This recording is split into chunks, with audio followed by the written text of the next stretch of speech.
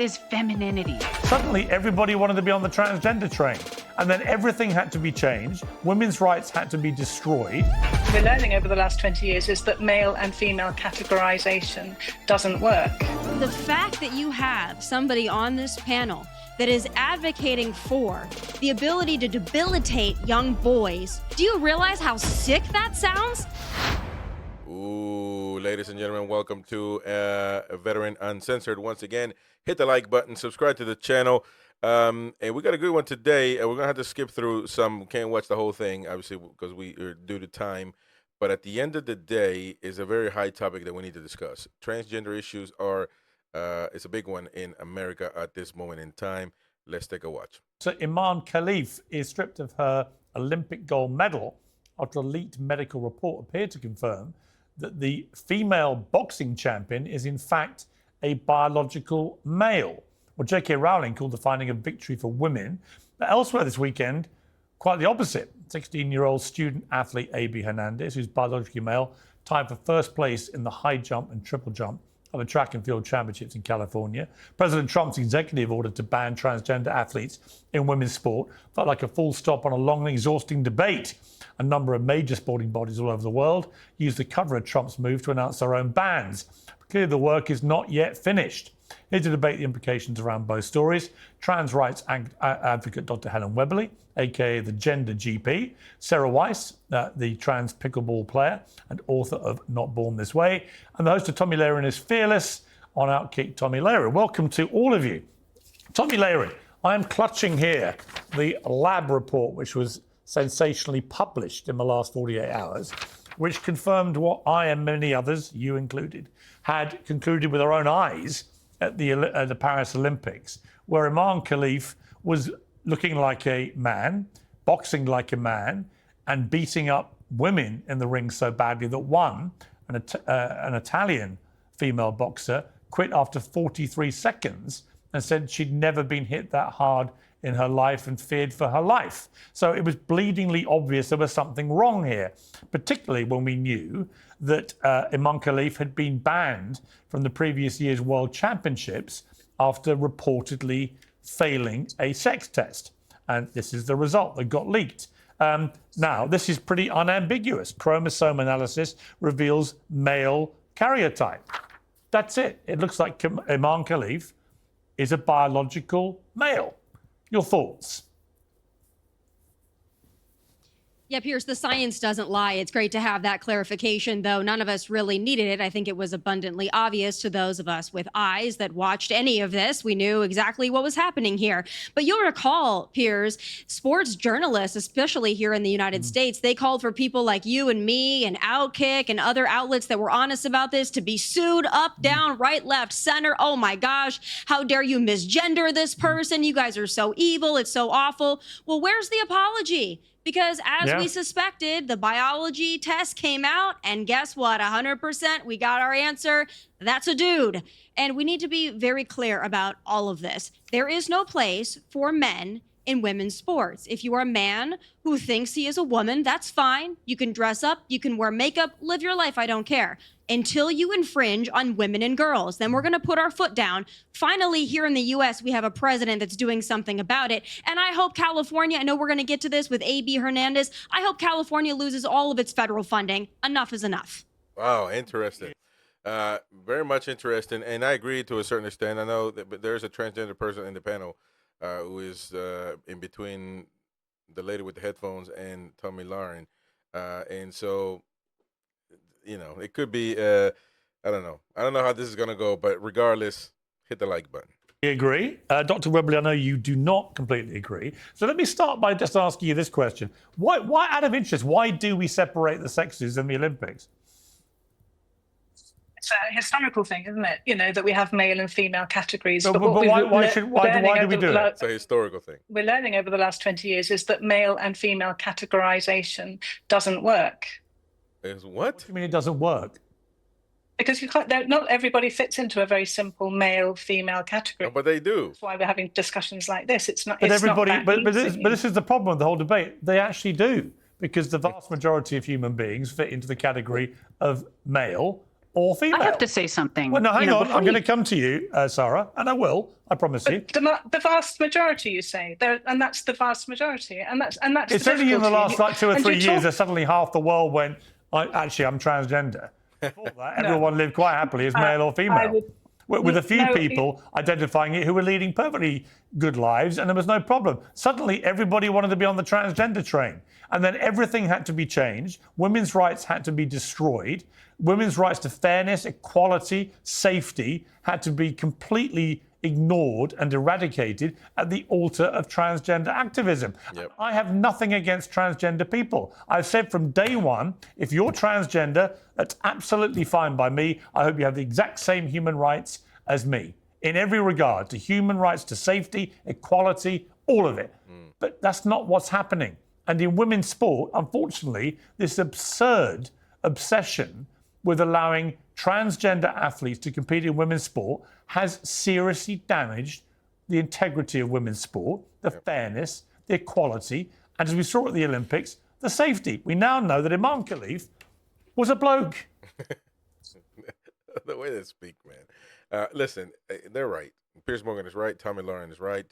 The doctor here, I don't know what she's a doctor of, and the transgender person on the other, I don't know what they're going to say, but they're right. Women are women, men are men, and just let it be, man. Well, Imane Khelif is not transgender, so I don't really know why. Well, you we are don't know bringing that one actually, into do it. you? You don't actually know what Imane Khelif is. All we know from this leaked lab report is that Imane Khelif tested positive for male chromosomes. So last time I checked, that makes you male. Well, I don't know how that Have you came seen into your lab possession. reports, Piers? Well, it's here. It was leaked, yeah. It was Have leaked. you seen yours? Do you know what your chromosomes I know are? that I'm a man, yes. I am a male. And by the way, if I took you on at pickleball with enough training, I would win. You know why? That's why we separate the sexes. And I'm sure you're great at pickleball, but I also know that, for example, when the American women's football team, soccer, as you so shamefully call it, but when the women's soccer team with Megan Rapinoe, that towering force of equality, when she was leading that team, they were the best women's soccer team in history. And they played, I think it was the Dallas under-15 men's team, and they lost about 7-1. Right, which just kind of suggested to me that my theory that the reason we separate the sexes is because males have a biological advantage is actually why the transgender debate in women's sport is also obviously wrong. Let me bring in you here, Sara, because you are a semi-pro pickleball player. Pickleball, I know, is a very fast-growing sport, and I have great respect for all pickleball players. But the bottom line with all sports of this nature is that if somebody like LeBron James decided to take up pickleball and really worked hard at it for a year, he would hammer you into oblivion, and there'd be nothing you could do about it. Well, I'm so glad that you brought all this stuff up. And the first thing that I do want to mention, it was mentioned that it was obvious that Imane Khelif was a male. Yes. And I think that is part of the most harmful part of this, is that we are categorizing what is femininity. And then we're putting it out there like propaganda. No, male biology. We're categorizing what is male biology. Hang on. Feminine enough. No. It's not about femininity.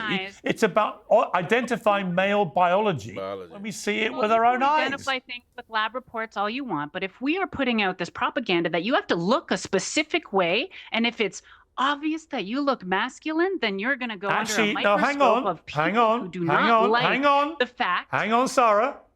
No, it's when you look that way and it's already known that you, the year before, failed a sex test, which meant you were banned from the World Championships. Well, you might say that about me. It's the two things going together. It's like, oh, hang on. This person was banned for testing positive, apparently, for male chromosomes. Cue the lab report, which now confirms that. And is now competing in women's sport in the Olympics in a boxing ring where her women opponents are quitting after 40 seconds because they've never been hit that hard. I'm putting all these three things together and I'm saying, this is wrong. Why aren't you? Well, by the way, the transgender person, Sara, her name is Sara Weiss, I think. To me, she doesn't look like a transgender at all. She doesn't look like a man. I mean, I'm just seeing her face, obviously.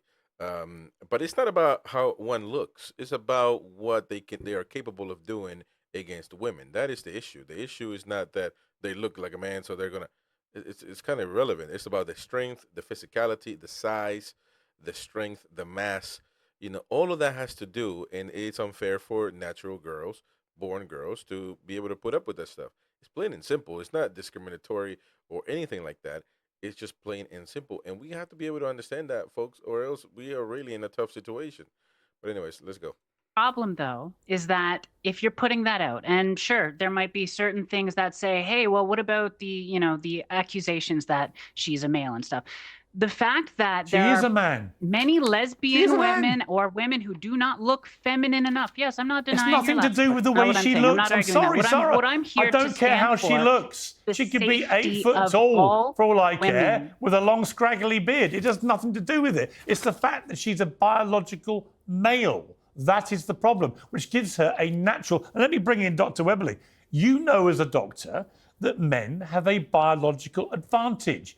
Muscle mass, lung capacity, blah, blah, blah, blah, blah. It's why we separate the sexes. Otherwise, in the Olympics, women wouldn't win any gold medals, or silver, or bronze. Not true. Actually, women would win. I've got a good idea for I think you. I read I've a got good survey that idea. said women might win 2 medals in the entire Olympics if they made it gender neutral, which would be a disgrace. Now, Dr. Webberley, why are you as a doctor trying to ignore biology? I haven't been able to speak yet, so I don't know why I'm being. Feel free, fire away. It. Thank you. I've got a really good idea, right? There's a load of debate about puberty blockers and gender affirming care amongst transgender people worldwide. If we let transgender young people, transgender feminine young people, have access to the puberty blockers and gender affirming hormones that they are asking to have, then they wouldn't build that muscle mass, they wouldn't increase skeletal size, and they wouldn't have What the age are you going to do this? Well, you usually give puberty blockers when puberty starts. That's what age are you going to do this to kids? Don't do it. Well, I just answered when puberty starts. Well, give me an age. Well, puberty starts between the age of around about 8 to 11. You're going to... Oh, man, 8 to 12. Listen, this is not real. This is when it gets really dangerous. This is when it gets scary. This is when it's beyond laughing. 8 years of age. At 8, my kid, I don't have kids that old. I have kids that are 5 to 1 year of age. And at 5, imagine three more years, my son will be able to tell me he's a girl. He wants to be a girl. How can we conceive that? How can we think like that? An 8-year-old kid doesn't even know what to eat for breakfast, let alone choose its gender identity. It's brutal. It's so bad what these people want to do, and this is a doctor. Good Lord. Drugs to try and resolve this problem. Have you learned nothing from the whole Tavistock clinic? Well, I don't think it's funny. I'm a father of 4 kids, including a 13-year-old girl. I don't think any of this is funny. The fact that your solution is to block puberty for 8-year-old kids. Really? I'm a mother of 5 children, and I believe that every single child deserves the right to live their best life. Absolutely fine. And as Tomi said, nobody has a problem. That is a transgender you can live as a dog or a cat, as far as I'm concerned. It's fine. I don't think I'd let my children do that. Sorry, well, actually, there are kids at school called furries who go as a cat. And we've had this argument time and time again. And my solution, by the way, my solution is I would absolutely respect their right to be a little furry cat, and I would give them a little litter tray outside the thing where they could go and urinate, and I give them cat food. And trust me, after 2 days, they're back being girls again. Tomi, Piers, I have a question. Tomi, the answer, Tomi. Really well, hang on, Sarah. Hang on. Don't all talk at once. Tomi, the answer apparently is to give puberty blockers to 8-year-olds. So Piers, my question... that's called child abuse. And the fact that you have somebody on this panel that is advocating for the ability to debilitate young boys so that they have gender delusion, so that their body is now being mutilated, their actual biology is being changed irreversibly so that they compete against little girls. That's really the solution here. Let's debilitate boys so they don't have an advantage. Let's make sure that they don't have better muscle capacity and lung capacity. Let's make sure that they're just debilitated. Why don't we just break their arms and their legs while we're at it so that they can compete against the little girls? Do you realize how sick that sounds? That's abuse. Yeah, I'm afraid it is. Yeah. Sarah, I know you're keen to get. And we'll finish with Sara here. But man, wins gold in the girls' high jump and triple jump at the California High School Track and Field Championships. The problem is, AB Hernandez is a biological male, right? So that means a girl has been deprived of winning 2 gold medals. How can that be fair? How is that right? How is any of this not just completely insane? And why would you, as a trans person, not see that and then think the obvious solution to this is that either you compete against your biological sex, as most trans athletes have done for many years before they suddenly put their hand up and say, I want to compete against women, and then they're much more, and then they're much more successful, which says it all. Or you have your own category. What is wrong with having a trans category? What is wrong with that? Well, there's so much to unpack here. I mean, first of all, tell me exactly how many trans athletes have gone and made a career out of sports, who are making a living out of sports as a pro athlete. Well, the United Nations said that the whole argument that you are all using, that it's the United Nations. Yeah, but that's not the argument, though. 100 medals have been dominating. The United Nations. That would be easy to point out to all the people who are dominating. And you asked me a question. I'm replying. The United Nations had a report recently. It said 900 medals last year around the world were deprived from female athletes because biological males who were trans athletes competing in women's sport won the medals. It's much more prevalent. It's much more prevalent. Medals in that, it's much more prevalent than the trans world would like people to think. And now you've got people like AB Hernandez, who's being supported all over the place by a woke left who didn't get the memo from Trump's win that people are sick of this garbage. How terrible is it that a trans woman is doing well? It's terrible that a biological male. It's terrible that a biological. We gotta call that off right there, man. It just makes no sense. It makes no sense. A transgender. How terrible that a transgender woman is doing well. Shut up. Don't you understand how ludicrous, how ridiculous you sound? But anyways, that's I guess that's it for that one. Let me know what you think in the comment section down below. It's laughable at best. Laughable at best. Anyways, so listen, we're gonna call it off for this episode right here. Please let me know what you think in the comment section below.